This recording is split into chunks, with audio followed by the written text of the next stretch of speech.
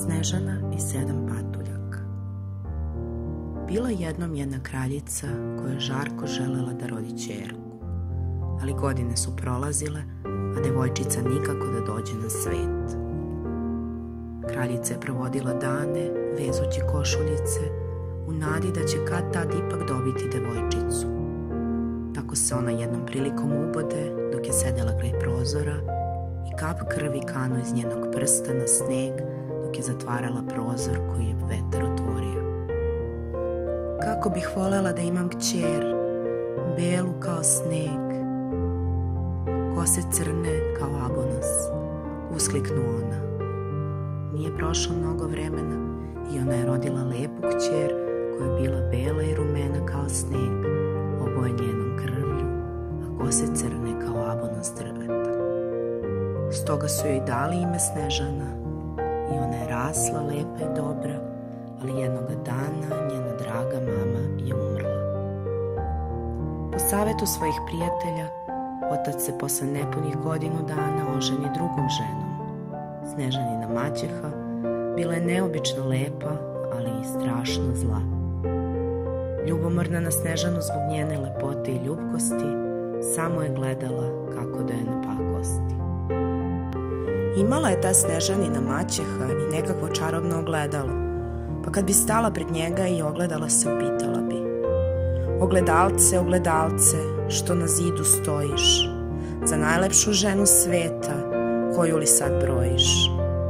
A čarobno ogledalo, koje je umelo da govori kao i sva nekadašnja čarobna ogledala, odgovorilo bi: presvetla Gospo, to nije tajna, na svetu celom najlepša ti si, vladarko moja, kraljice sjajna. Kraljica je umeđu vremenu radila sve da napakosti Snežani.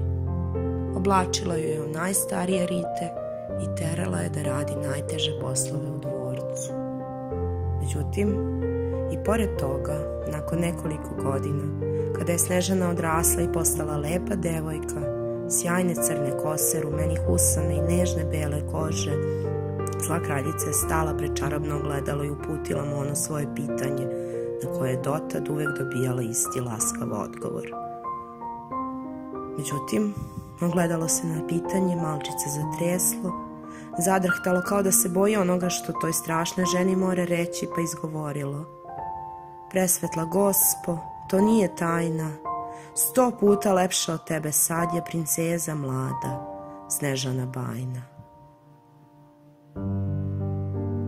Devojka je zaista bila prava lepotica i maćeha je bila užasno ljubomorna, pa naredi jednom od svojih lovaca da odvede Snežanu u šumu i tamo je ubije. Lovac povede Snežanu, ali nije mogao da je ubije i ostavio tamo. Usput on ubije jednu srnu, izvadi joj srce i odnese ga gospodarici kao dokaz da je ubio devojku. Tako je maćeha jedno vreme bila zadovoljna. Umeđu vremenu Snežana je lutajući kroz šumu stigla do kućice u kojoj je živelo 7 patuljaka. Kada su čuli njenu priču, sažalili su se i zadržali da živi kod njih.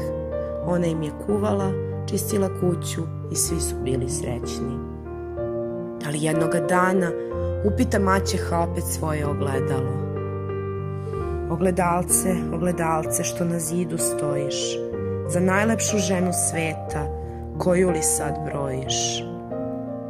Kada je opet čula odgovor da je Snežana najlepša, prosto je pobesnela. Ogledalo je takođe reklo da je Snežana živa i da živi u šumi u kućici kod 7 patuljaka. Ona se preruši u staru prosjakinju i napuni jednu korpu jabukama. Međutim, odozgo je stavila jednu otrovnu jabuku.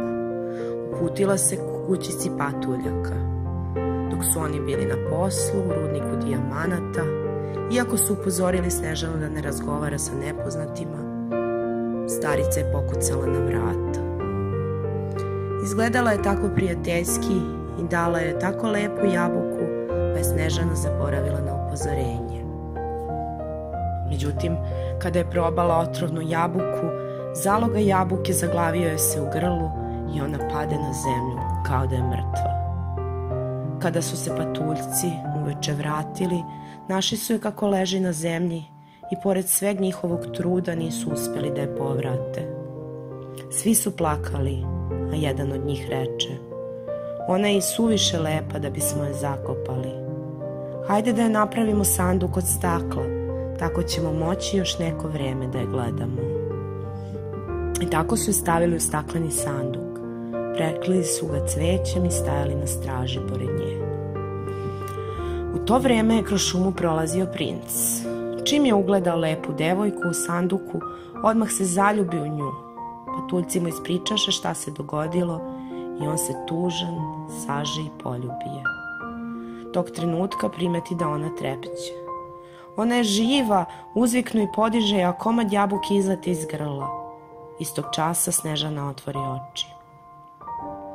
Princ je upita da li bi htela da se uda za njega, a ona presrećna odmah pristade.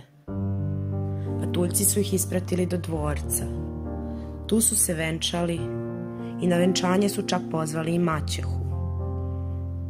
Maćeha se sva sredila za venčanje i stade još jedanput pred ogledalo da pita da li je najlepša na svetu. Postaviši ono svoje čuveno pitanje, sva puna sebe je čekala odgovor.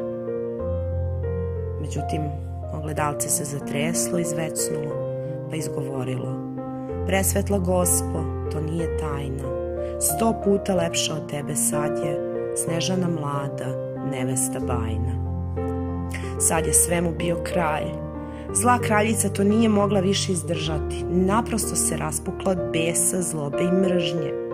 A kad je pala mrtva na zemlju, palo i njeno čarobno ogledalo, pa se razbilo u param parčad. Nestalo je kao da ga nikada nije ni bilo. Mladi kralj i Snežana, njegova kraljica, živeli su još dugo i imali 3 dece. Jedno imalo crnu kosu kao abonos, drugo usne rumene kao krv, a treće je bilo belo kao sneg.